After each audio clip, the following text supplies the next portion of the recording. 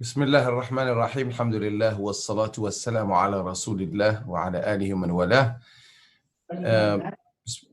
Assalamu alaikum wa rahmatullah everyone, and it's a pleasure to join you, and I hope and pray that everyone is well, and I'm pleased to join you this morning, your evening, and I really miss Indonesia, although I was there around 6 months ago. Saya berharap dan berdoa agar semua orang baik-baik saja dan saya senang bergabung dengan Anda pagi ini, malam kalian.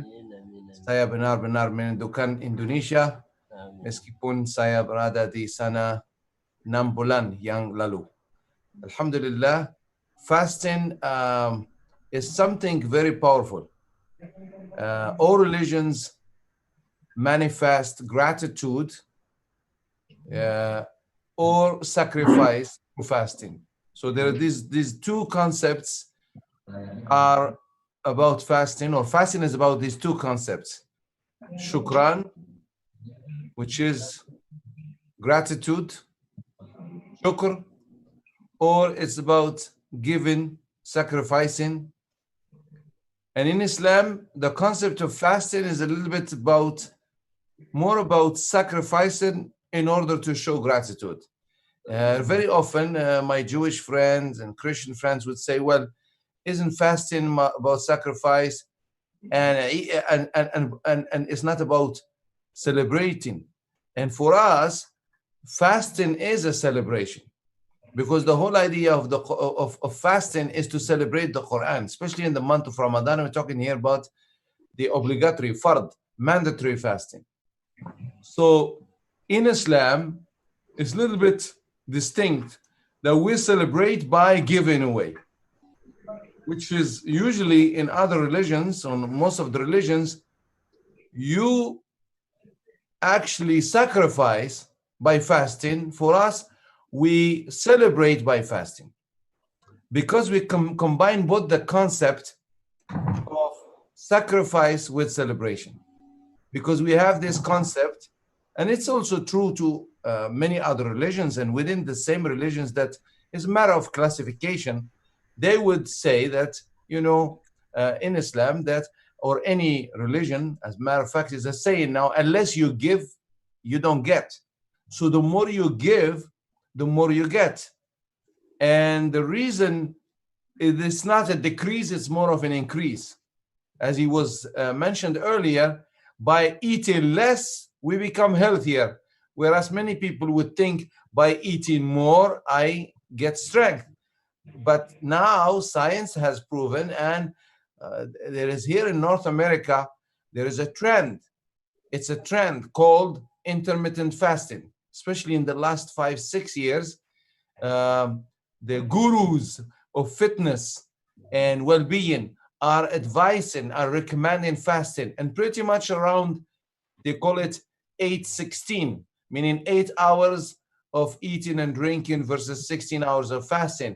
There's a little one, another one, which is even a little bit more extreme, but you drink. It's called wet fasting, meaning you don't eat. Ours is dry fasting. We don't eat and we don't drink. But now it's more common. A lot of people, regardless of religion, they do it for health benefits. The intermittent fasting, which is you drink water, but you don't eat. So all religions have fasting as an act of sacrifice or gratitude. And in Islam, it is more about gratitude, because the Quran says, وَلِتُكَبِّرُوا اللَّهَ عَلَى مَا هَدَاكُمْ وَلَعَلَّكُمْ تَشْكُرُونَ. So fasting will lead you to become grateful. Fasting is also in Islam, all the acts of Islam, actually, including the acts of worship, are either about abstinence from doing something or doing. Do's and do nots. If'al aw la taf'al. So we have this principle of getting by giving. The more you give, the more you get. And the more you sacrifice, the more you receive from Allah. The more you do infaq, spending, the more you get. Even we have the concept, you want to be rich, then donate, be charitable. So this is how, because it's about relationship, with God. And we as Muslims believe that God always chooses for us what is good. And Allah spoke highly of fasting and told us that I made fasting for you obligatory as it was made obligatory to those before you, in reference to the people of the book and probably other religions, ancient religions, who practice fasting as a means to get closer to Allah and be purified, first and foremost, spiritually. And of course, now we are finding out that physically we are purified, as the Quran says, وَأَن تَصُومُوا خَيْرٌ لَكُمْ. And if you fast, it's good to you. And we can understand that khair, good for you, at many levels and different respects, including the physical, spiritual, mental, levels. Also, fasting here, and my topic was to talk a little bit about Canada, North America. Fasting is also a way to purify one's souls and think clearly in many religions. For instance, here in North America, the native Canadians, we call them here First Nations or Native Americans, they practice fasting before and during a vision quest. They in native, what they call here, West Indians, if you want to call it, versus East Indians, they have this practice of vision. So they believe in ru'ya, what we call in Arabic ru'ya, vision, which is like some kind of revelation from God, from, as they call him in many different tribes, the Eternal One, the Creator, sometimes referred to. So in order to have a good vision and clear vision and to be spiritually connected, they have this, what we call vision quest. Among, of course, some of them, including where they come, according to anthropologists, Siberia, all these shamanistic religions, they have these shamans, they have the power to heal and to communicate psychically because of fasting. And they often receive their initial visions, not with a quest, but rather after an unexplained illness. So after the initial vision, however, they fast and train themselves to see further visions. So by fasting, they have a clear mind, clear spirit. So, and historically, priestly societies among many nations in the Americas and South Americas, like the Pueblo Indians, they fasted during retreats before major ceremonies connected with seasonal changes. Same like how we fast Ramadan and we end up with Eid. They have these concepts ancient. We talk about thousands and thousands of years. And the Native Americans, First Nations, have lived here for no less than 11, 12,000 years. Another aspect to share with you from our experience is that interfaith relations are so advanced. I can speak about Canada. Interfaith relations are so advanced and strong, alhamdulillah. And this strength is even more manifested in this blessed month of Ramadan, which creates a great opportunity to connect with other faith groups, faith leaders, due to two aspects, mainly two aspects. There are other aspects. Social gathering, iftar, we have public iftar, we invite different faith groups, different leaders, mayors, political leaders. And also there is the charitable aspect of it, sharing food, feeding, giving zakat. Right now, we have the lockdown. We have, for instance, we are praying in our mosques, but we have restriction, only 5 people in the masjid.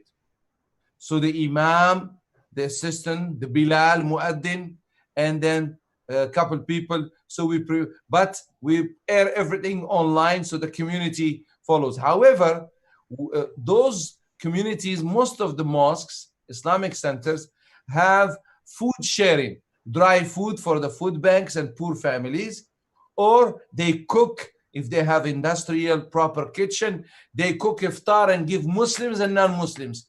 So for instance, in our center here, every day we have iftar. Every day, 1,000, 1,200 people, they drive through and pick up iftar, including non-Muslims. They know Muslims are generous and they share food with their neighbors. We even prepare vegetarian for those who don't eat meat. So this is very important aspect that we live and we are actually experiencing it amazingly in the month of Ramadan. One of the things you may have heard that 14th of May, last Thursday, as you heard, Pope Francis, he called the people of all faiths to unite, pray, and fast on the 14th of May. The entire humanity, he said, or as he reported, he said they should ask God to help humankind overcome coronavirus pandemic, you know, and both Pope Francis and the Imam of Al-Azhar, Sheikh Ahmed Al-Tayyib, they welcomed the call of higher committee of human fraternity to pray on May 14. Faith leaders here in Canada and political leaders, especially mayors and many officials, fast one day. I'm not sure if you can see this in other countries, but in Canada, whether it's the Prime Minister, for instance, he came to my iftar more than once in the past, the mayors, premiers, like governors, and ministers, actually, they are organizing iftar themselves or attending our iftars. Also, the head of the archdiocese, you know, the Catholic in here in Toronto, fasted, and sometimes they fast even from the night. Not they don't know sometimes about suhoor and fast more than you know. Our time, we are closer in Canada. We're closer to the North Pole, so in some areas we have 18, 19, 20 hours, and some places there is no sunset. There is no sunset, no sunrise, like none of it. So we have a mosque up north in Canada where there is no ghurub or shuruq or fajr. It's light all the time. So in this we use fiqh, of course, to follow the closest area, such as Edmonton, which is in Alberta, a closed city that has Maghrib and Fajr. But this is the reality in Canada. It's the second largest country in the world, and there are Muslims everywhere now, and they are fasting in spite all of this. Last thing I want to mention is this Ramadan is very different because of COVID-19, because of coronavirus. And the latter, this coronavirus, is forcing to practice some kind of fasting. The lockdown itself is a form of fasting, or more exactly, an imposed form of fasting. And this teaches us a lot when it comes to the concept of, you know, giving to get. And the world is witnessing a divine adjustment. You know, if we can explain it this way, a lot of things are going back to the natural way. You know, in spite of coronavirus is a very bad thing, pandemic, we are seeing a different Ramadan. We call it family Ramadan. You know, focus more on family relationship. Focus, appreciating your parents. And with this coronavirus, if your parents lived in different place, you cannot go visit them. We had janaza with coronavirus. It's not the regular janaza funeral.